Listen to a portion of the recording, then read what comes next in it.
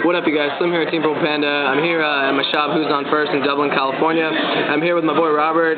He's going to profile his GB deck. A lot of people have been asking me, questions about GB and how good are they this format. And he has won very consistently here at the locals, taking down Samurais, GKs, Monarchs, pretty much any deck even in the main, plants. even Tengu plants in the main meta. He's been taking them down effortlessly, and I think a deck like that deserves to be profiled. So he's going to show you basically how the new GBs are run and why they're so effective right now in this format where Tengu is supposed to reign supreme, but GB smacks them around. So we're going to get into it real quick. We'll start with the monsters. Okay. So first off, we got two Thunder King Rayos. Two Thunder King Rayos. 99 beat stick gets over Tengu.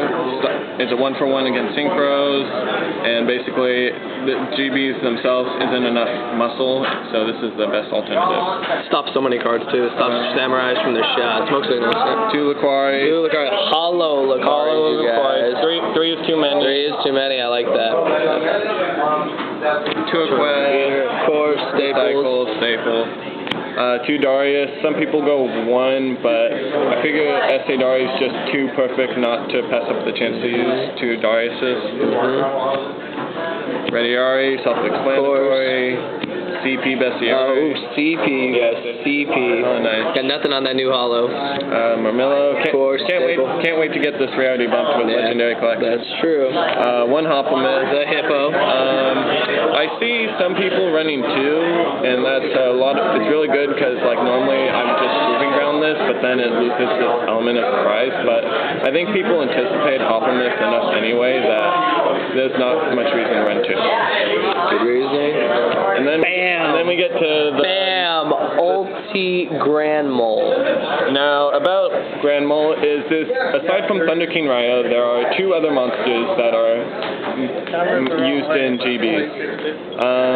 It's Blackwing Gale the Whirlwind and Grand Mole. And Gale was, I gave Gale a try, and it was okay, but I found myself not needing to synchro, and Grand Mole runs over every synchro. And Grand Mole gets over a lot of synchros too, which is just too important. Bye-bye, Sheen. So it's basically, I would say either Gale or Grand Mole, depending on your locals or something. Your play style too.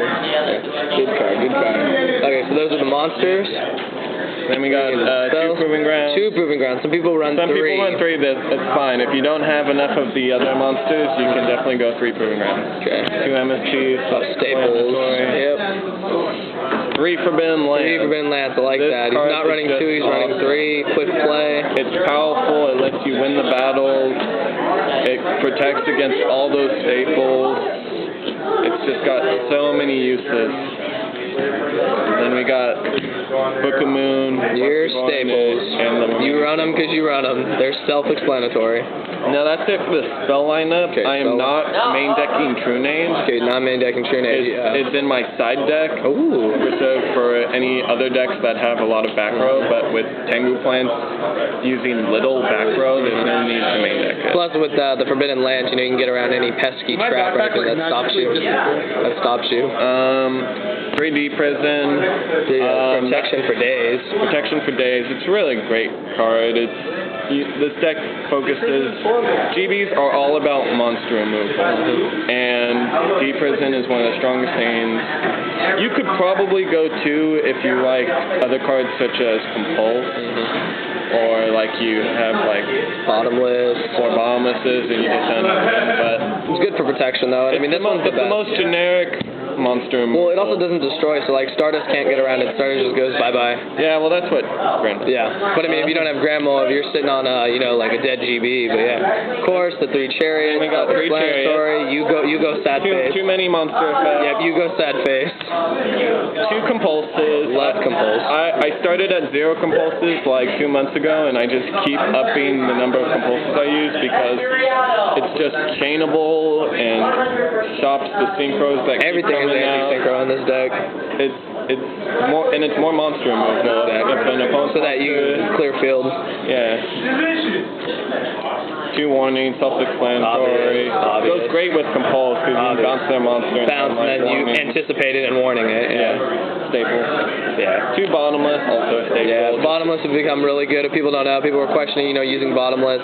It's back, you guys, with a vengeance. Yeah. Main decking oppression. Interesting. GBs, yes, they can tag, and under oppression, they lose their ability to tag, but GBs don't have to tag. Most of the time, they're just tagging into a 2100 Laquari beat stick, or recycling like chariots, but by then, like, you're already in control of the field. So True. What oppression does is slows down Tengus and all the turbo-ness that Tengu plans. Slows down a lot of decks. Usually you flip this card on your opponent with a couple more back rows, they scoop. Obviously, this would get sided out against like another beat stick deck. 1/7 tools. Good. Always good to have 7 tools. Depending on what you're facing, you might want more. Just because if your opponent's just as trap heavy, it'll help to have more of these. And then we got the last 3 staples, you guys. Mirror Force, Torrential, Solemn, you gotta run them. More monster removal. Stop anything. Awesome. And just the GB fusions, if people don't know. 1 Herc. 1 Herc. You don't see Herc that much anymore, but when he gets out on the field, your opponent's got a bunch of cards. It's delicious. You don't really need 2 Hercs in the extra deck, because like once you get one out, you're going for lockdown anyway. Yeah. But like the fact that only using 1 Herc frees up room in your extra deck for Axes. True. Yeah, because GBs can exceed you guys. If you didn't know already, they can. Most of their levels are the same. And not that they will when they have a guy like Gladiator. There we go, you guys. That's the new. Those are ultimates. I'm gonna get that on camera right now. Look at that. That is. I can't. God, it's like causing a glare. It's so nice. That's Desidara, you guys. Gotta use 2. You gotta use 2. Why do you have to use 2? Because it gets killed really easily. You're gonna do it as a default summon, and it's cool because you can be like Esadari plus another GB into a new Esadari. Like something like Fiendish Chain is on this guy. Woo! I just won the tournament. So you guys, Robert just won the tournament, you guys. So it's amazing we're doing a profile on the guy that actually won the deck. So that's what we wanted to say. Is there anything else you want to add about some secret tech cards? I want to talk about 2 of my favorite tech cards. 2 of his favorite cards. Let's see them. Bam! The Big Bear. Yeah, it's really fun. So what's up with the Big Bear? Why do you tech the Big Bear? Currently, I'm not teching the Big Bear, but I did when I didn't have Thunder Queen Raios. And it's the fact that it's a GB/1900 beat stick lets it get over. Works with Chariot.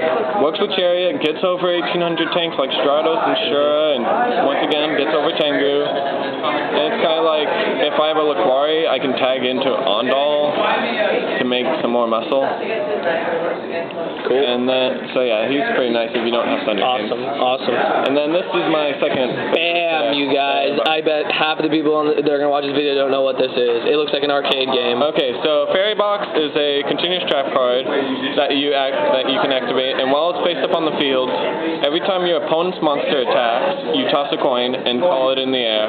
If you call it right, the attack of the attacking monster goes down to 0. And basically you have to pay 500 life points during each of your standby phases to keep it on the field. If you don't, it gets destroyed. So it's optional. You can get rid of it if you don't have enough life points. So basically you use it to abuse the tagging ability of GBs if you're successful with the coin toss. Yes. And so like you have a GB out in this set, your opponent attacks, and then you basically boom, flip it, Fairy Box. call it right. But then you toss the coin. It's a 50-50 chance. That's why I'm currently not using it. But it's a fun card to play if you don't really care about the odds. And it's kind of because you'll just run them over. Their monster will go to 0. They'll take a huge ton of damage, and then you get a tag out, and it stays on the field for every time you can. And that's just alone will make your opponent hesitate to attack. Because they know that if you call it right, you're gonna tag out and plus off the GB. And so that's my Gladiator Beast deck. Awesome. He just won the tournament, you guys, so this guy knows what he's talking about. He's using a different deck, but if he's using GB, the result probably would have been the same. So that's what Gladiator Beast looks like. This is one of the unique profiles. Like I said, come to Dublin. Come and check it out. During the Generation 4 sneak During the Generation 4 sneak peek, you guys, I'll be making a video about that within the next couple of weeks. Like I said, this is what GBs look like. They got nice text in here. I like the 3 lances. They get over everything. For people, who have questions about GBs, leave your comments below. Let me know what you think of the deck. It's pretty standard with a couple secret techs. Let me know what you guys think about Fairy Box and Andal. I bet a lot of people are surprised by Fairy Box, but if you really took it into account like Robert did, it works really well if you call the coin toss right. So that's all I got to say, you guys. This is the GB deck. He's won multiple times in a row. He won again, so clearly he has the repertoire and the success in this game to know what he's talking about. So stay tuned for my Formula Monarch stay tuned for his Formula Monarch deck, which did win the tournament, so we'll be profiling that too. So that's all I got to say, you guys. Please continue to rate, comment, subscribe, leave your comments below, and thank you for watching.